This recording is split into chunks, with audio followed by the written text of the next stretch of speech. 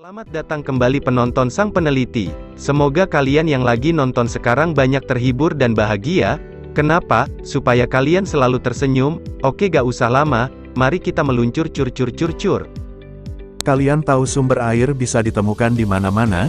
Contohnya di bumi kita dapat menemukan sumber daya alam ini begitu penting bagi kehidupan. Contoh air ada dalam laut, sungai, danau, awan, tanah, udara, hewan, tumbuhan, manusia. Bayangkan jika tidak ada siklus yang disebut hidrologi, maka sebagian besar daratan di muka bumi akan menjadi kering dan tandus. Karena dalam siklus hidrologi ada proses hujan, selain itu, tumbuhan tidak akan mendapat air yang cukup. Manfaat yang paling utama dalam siklus air itu sangat penting bagi kehidupan bumi ini. Apakah benar? Yonda tahu tanya kok tanya saya HEMM.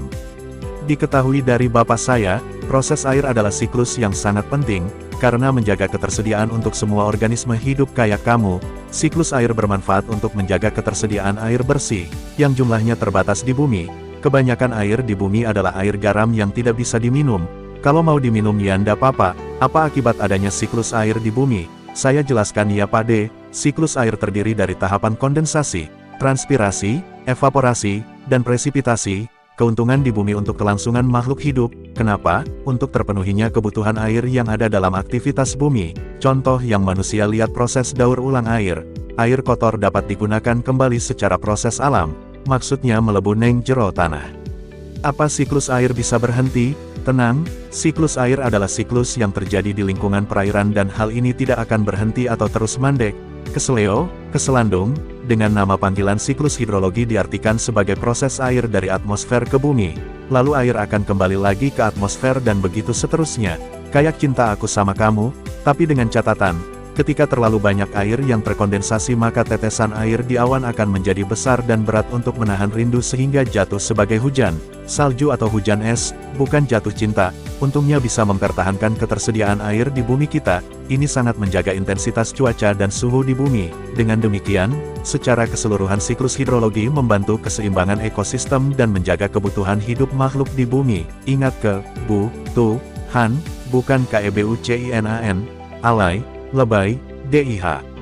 Pada 1580, Bernard Palissy menyampaikan konsep tentang siklus air seperti yang dikenal dalam ilmu pengetahuan saat ini. Dijelaskan bahwa air dari laut menguap kemudian membentuk awan, dan yang terjadi awan tertiup angin ke daratan kemudian terjadilah hujan. Proses siklus air terjadi dalam 4 tahap yang berbeda, disebut evaporasi, kondensasi, presipitasi, dan infiltrasi. Tak jelasin biar kue song ngerti. Yang pertama, evaporasi. Beliau ini tugasnya adalah di mana air yang ada di laut, rawa, sungai dan lainnya, menguap karena adanya pemanasan dari sinar matahari. Yang kedua, kondensasi.